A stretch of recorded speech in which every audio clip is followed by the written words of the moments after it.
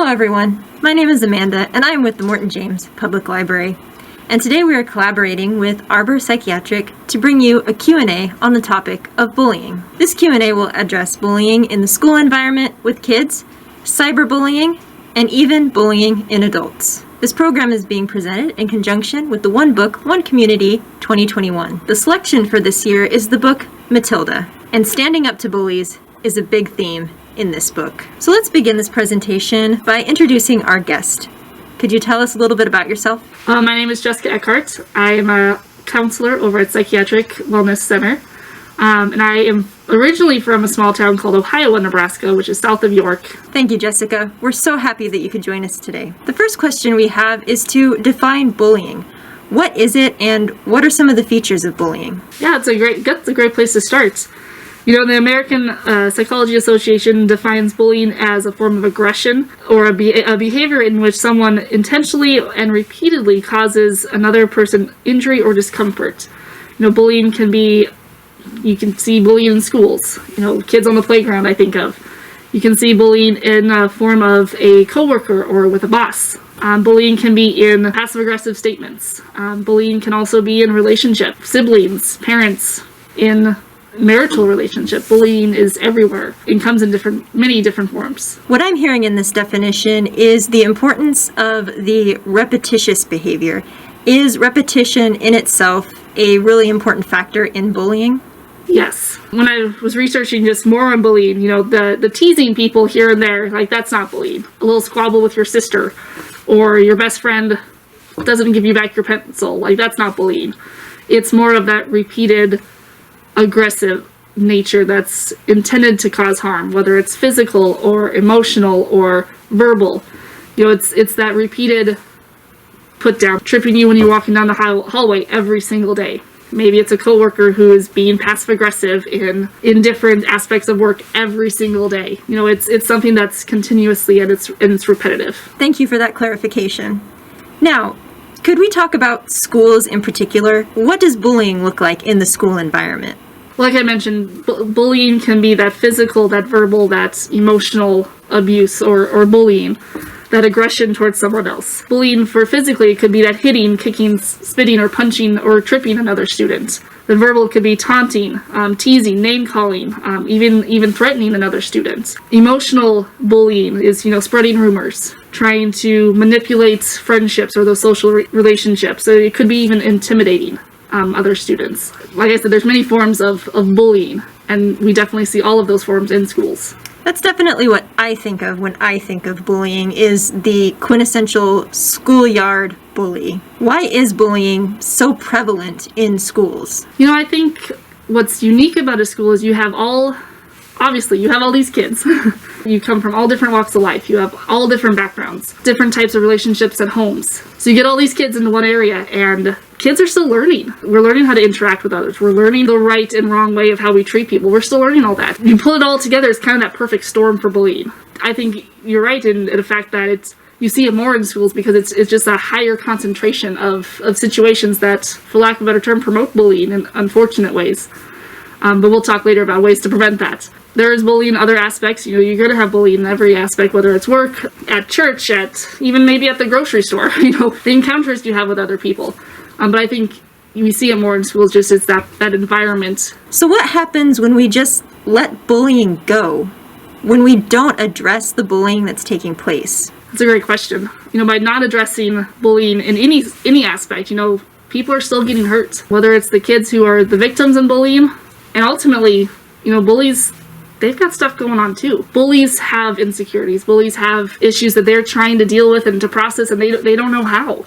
So by not doing anything, you know, that consequence is, you know, those victims who are receiving the bullying can start withdrawing. They can start acting out in other ways. They can experience more mental health concerns, you know, depression, anxiety, start missing class. There's a lot of different aspects of them being in that state of fear, that state of intimidation, and they're going to respond to that.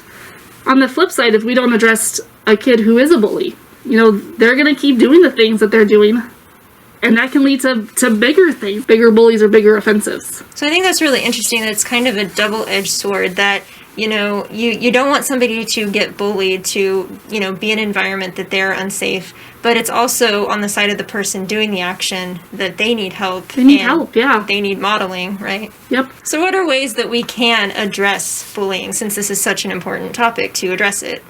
There's a lot of different levels to this. So being able to address the situation immediately, not letting it go, not saying, oh, it doesn't matter, kids are being kids. That stuff is hurtful. That stuff lingers. Helping that student to realize that it's not them, that they don't deserve this negative attention, that they deserve respect. We all deserve respect. So helping them to talk to someone who they trust, a teacher, a parent, an older sibling, a peer, making sure your school has an anti-bullying policy, making sure that everyone is aware of, we're not going to let bullying stand here. It's going to depend on the school and what they have set up, but making sure that there's something in order that they know how to handle bullying.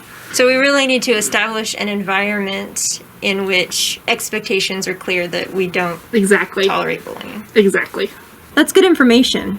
So what are some things that parents in particular can do to help or address bullying? Parents, if you suspect or if your child talks about that they're being picked on, that they're being bullied, the best thing that you can do is listen to them, encouraging them to talk about it, so then you know what's going on, helping them to realize that, again, it's not their fault. The bullied's behaviors is the problem in the situation. Reporting the situation so people know what's going on and they can help to prevent it. They can help to correct the situation. Parents talking to classroom teachers. It's parents, talking to maybe the guidance counselor or the principal if stuff continues or if stuff's not getting done. Following up, making sure that those behaviors are being addressed.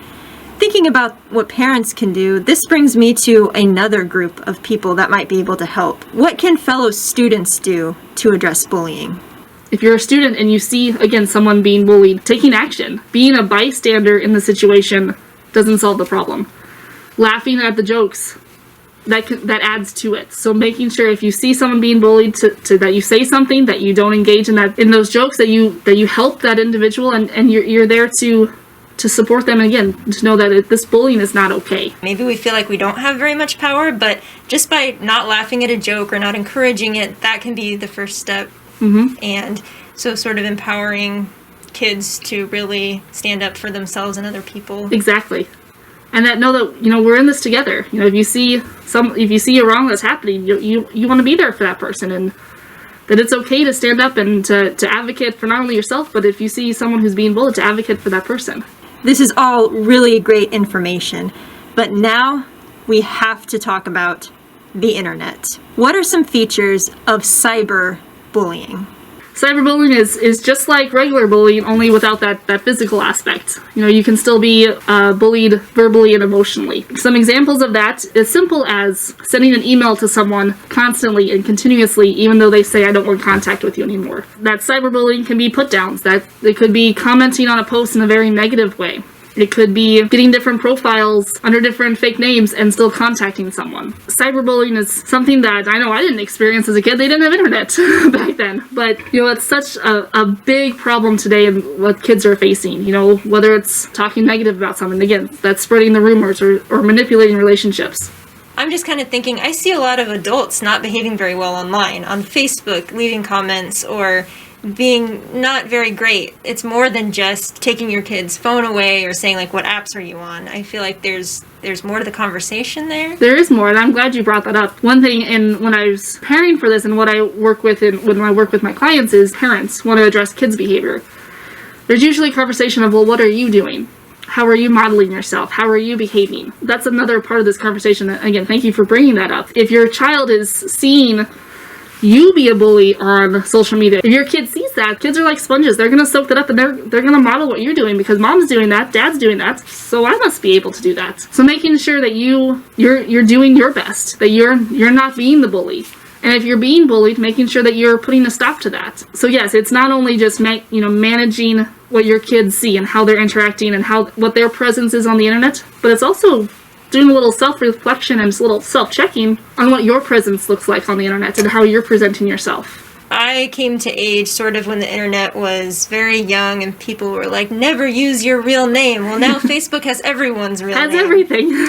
How do we stay safe online or safer online? Of course. A big part of this is having that open communication with your kids, and that they know that you're a part, that this is going to be a conversation. Making sure your child knows how to be respectful. And if someone is being disrespectful to them, if they're getting bullied, if they're not being treated well on the internet, I love this, is the idea of stop, block, and tell.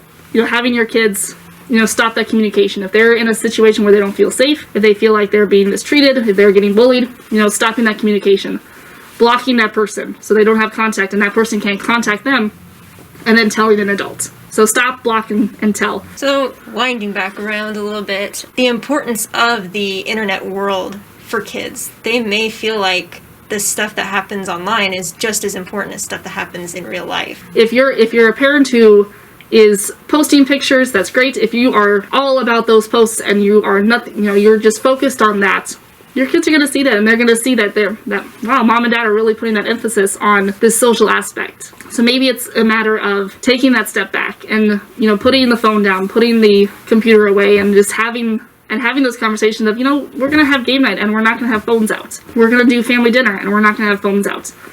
We're here right now. This is real life. This is what matters. Not only model that, but have those conversations. All right, so in this presentation so far, we've talked a lot about bullying as it pertains to kids. But what about bullying in adults? Yes, just like with kids, there are adult bullies. That bullying can be physical bullying, someone who's physically attacking you. Maybe they're invading your workspace, they're just in your maybe more personal space. It's domestic violence. Maybe it's someone who's, sexually harassing you. Those are all forms of bullying. Tangible, more material bullying is another way adults are bullied. Someone who has a more formal power over you. So say it's a title or it's a position. So I'm thinking of a spouse who has control of the finances and the other spouse doesn't. That financial piece could be held over someone. It's a form of bullying. Verbally bullying, someone who's being hostile towards you repeatedly. Insults, a constant negativity. One that's not talked about often is that passive aggressiveness is a form of bullying. Telling people negative gossip about you or using sarcasm in a not so nice way. And then again, the cyberbullying, someone who's attacking you online, trying to contact you when you don't want to be contacted. That bullying is many shapes and forms that kids see, adults see it too. So I think maybe as adults, we're less likely to acknowledge that it's bullying because maybe we're embarrassed or we think it's like something that only kids have to deal with. Yep. So is there sort of like a certain shame around admitting that you're bullied or having to deal with a bullying situation? I think there's shame, and I also think that just kind of that lack of awareness of, I'm not, bullying is best for kids. I'm not getting bullied at the workplace. My boss isn't. No, they're just messing around, or, oh, they just had a bad day. It's fine. When the reality is they're being bullied and they're a victim of being bullied. Especially in the workplace. If you feel like you're being bullied, making sure you're talking to someone, you're documenting it, you're saving those emails. You kind of have that paper trail of proof that, this isn't okay. Like, here's the reasons why this isn't okay. And then it's addressing the situation. If you feel comfortable talking to that person, making sure that you have witnesses, whether it's an HR rep or it's another manager or just someone that you feel comfortable with confiding in, saying, hey, this isn't okay. This is a problem, and we need to talk about it. So here's another thing, too. We talked about kids, how sometimes the bully needs help just as much. Well, with adults, that mean that the bully can sometimes be needing help as well? Exactly. Yep. Bullying, it's never about the person. It's always that the bully has issues. They have insecurities. I was reading that, sometimes there's 3 reasons why that person is, in adults, that person is bullying you. 1, they see you as a threat. Or number 2, they hate themselves. Or even that they want to be you, so they bully you. I thought that was pretty powerful, just that idea of, it's really not about what I'm doing or what I'm thinking or how I'm conducting myself. It's stuff that the bully is processing through and not able to process through. I found this conversation to be so very insightful, and I'm so grateful that we could have this discussion today. If we could wrap up this presentation with one major idea about bullying, what would that be? The way you're being treated is not okay. That you deserve respect. And you are well within your right to ask for help, and there's help out there. And with that, we are bringing this Q&A to a close. Thank you so much for joining us. A big thank you to Jessica and Arbor Psychiatric for partnering with us today for this program. And also thank you to the One Book, One Community Committee in Nebraska City for selecting Matilda this year. On behalf of the Morton-James Public Library, thank you for watching.